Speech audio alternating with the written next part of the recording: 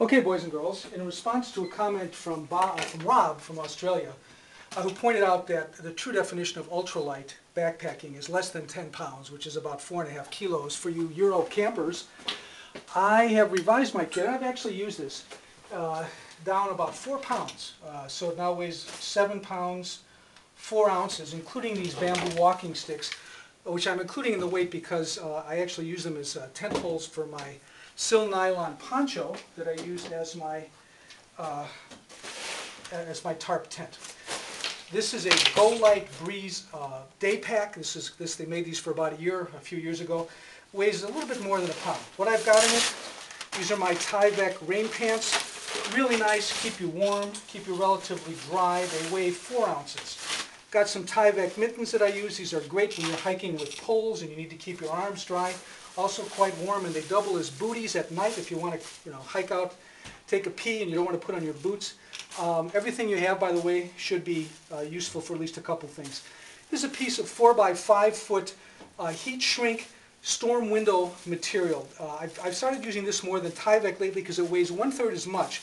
Makes a great ground cloth because it's relatively puncture proof. You can put grommets in the end of it just by taking a piece of duct tape, folding it over, and using a little paper punch, one of these things, to poke a hole into it. Then you can put a string through it. It's not going to give you any trouble. I recommend not trying to cut this or trim it down because the tears that you might get along the edges will run, and that's one of the problems with this that you don't have with Tyvek. These are some Tyvek booties, maybe extraneous, but I like them because they double as mittens, and if you're wearing just lightweight, like running shoes, which I hike in, they can get kind of cool in the fall, and if it's raining, your feet are wet, you can put these on. They don't keep your feet dry, but they do certainly keep you warm. Here's some toilet paper and some butt wipes. This is my trimmed down 1 micron parasite filter. I got a little funnel for it now, and this makes it a little easier if I want to just filter directly into a container like this. This weighs 1 ounce dry. It's a little bit wet now because I've been playing with it. It's probably 2 ounces if it's a bit wet. I like these Propel Water bottles because they have nice rings around them, which allow you to tie them right onto your backpack straps. Here's a 2-liter platypus. Can't carry too much water. Well, you can, but... Okay, now, the way that I was able to cut down the weight significantly primarily has to do with my sleeping setup. This, by the way, this is just a sil nylon bag that I made, weighs 1 ounce. I could use a compression stuff sack and squeeze this thing down to something that's about that size. The problem with that is, of course, it squeezes the down. This is a down thing, and it's great. It's much lighter than the synthetic. On the other hand, if it gets wet, you are screwed. So if you're going to go ultralight with this, you got to be real careful. This is a Moonstone sleeping bag liner that I got years ago. It weighs only 1 pound. It's really quite warm, but it just lies on top of you. It's not big enough to go all the way around. Years ago, I sewed a little foot pocket into it so my feet wouldn't slip out. But what I did here a month ago is I sewed a 15-inch 15-inch ripstop nylon skirt around 3 sides of it. And what this actually allows me to do then is to lie with this thing over me, but then with the skirt along the side to keep the warm air from escaping out the side. And I was able to sleep with this alone really down into the 40s or so. This is something I had to use though the other night as it got down into the upper 30s. I was getting a little chilly. This is one of these reflective mylar emergency blankets. You know, a lot of people who don't know what they're doing use these things, and I really don't like them, or at least I haven't in the past. But because they get condensation in them, and you try and wrap yourself up in this, and you're going to be sweating in it, you're going to be wet.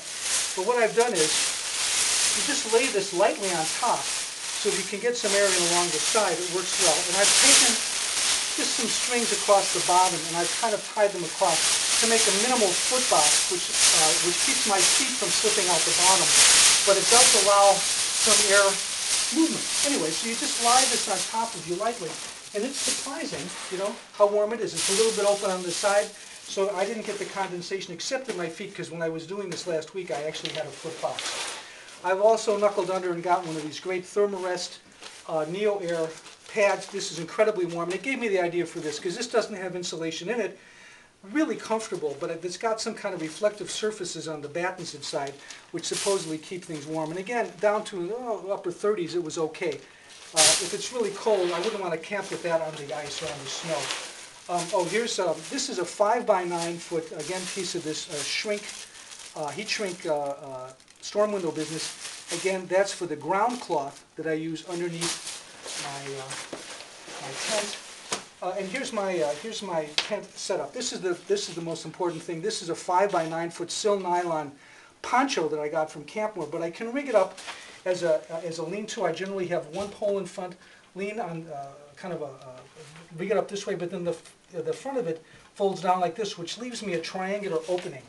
Now in the past I've used an umbrella to put over that opening if it's raining, but an umbrella weighs 8 ounces and I'm trying to cut it down. So I've cut a piece of sil nylon in a triangular shape, and I can clip that onto that opening and make it waterproof if I want to do that.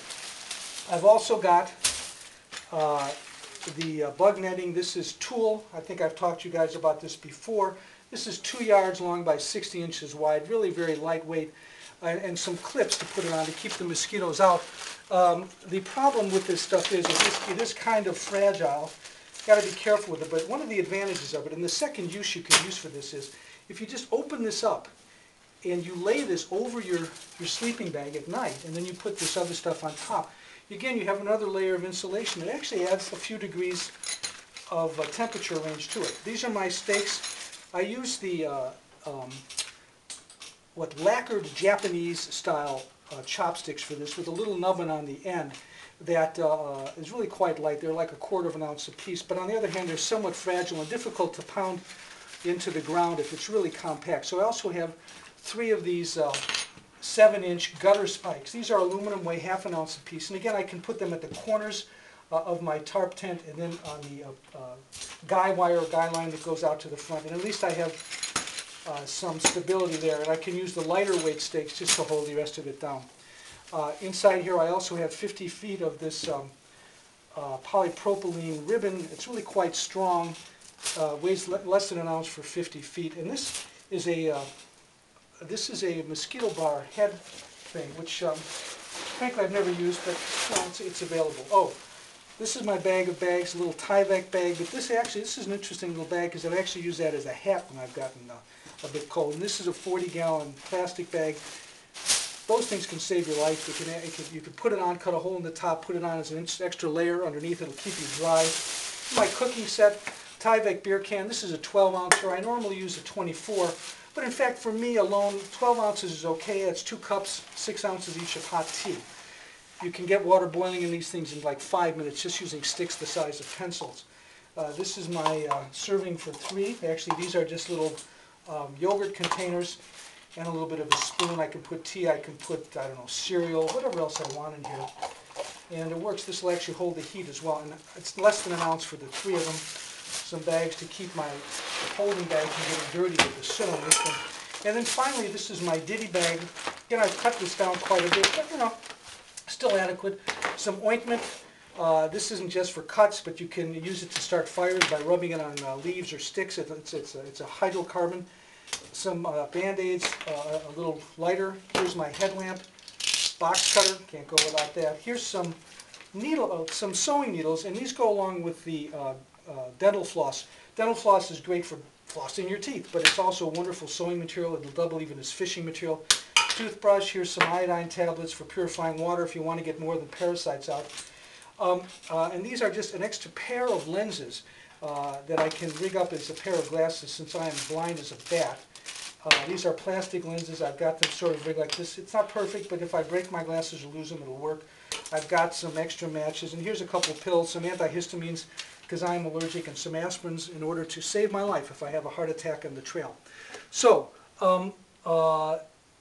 this is pretty much it. Some of the things that I've not used, I don't use the umbrella. I don't use regular glasses. I have a little stove that I made, an alcohol stove. I don't have sunblock in there anymore, this and that.